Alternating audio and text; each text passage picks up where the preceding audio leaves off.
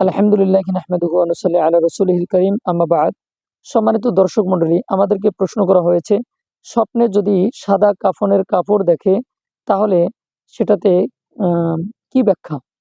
সেক্ষেত্রে আমরা বলবো তাফসিরুর রুয়া এবং তাবিরুর রুয়া আল্লামা ইবনে সিরিন রহমতুল্লাহি আলাই বিশ্ববিখ্যাত তাফসির স্বপ্ন সম্পর্কে ব্যাখ্যা করেন। আমরা সেগুলো গবেষণা করলে দেখতে পাই যে যদি কোনো ব্যক্তি কাফনের কাপড় স্বপ্নের মাঝে দেখে তাহলে অনেকগুলো উদ্দেশ্য হতে পারে। যেমন কাফনের কাপড় থেকে মৃত্যুর কথা স্মরণ করিয়ে দিচ্ছে, এমনটা হতে পারে। অথবা পুরাতন কোনো জিনিসকে নিশ্চিহ্ন হয়ে নতুন কোনো কাজের মধ্যে চলে যাবে, এরকম একটা প্রতীক হতে পারে, আলামত হতে পারে। অথবা দুঃখ দুর্দশা ছিল সেগুলো চলে গিয়ে সুখের ভালো কিছু হতে পারে।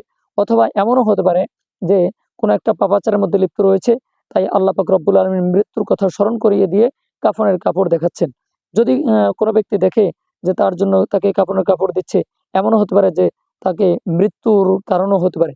তবে অধিকাংশ ক্ষেত্রেই স্বপ্নের যদি কাফনের কাপড় দেখে তাহলে সুখকর বা ভালো কোনো জিনিসের দিকে চিন্তা ভাবনা করা হয়, ভালো কোনো জিনিসের দিকে ব্যাখ্যা করা হয়ে থাকে।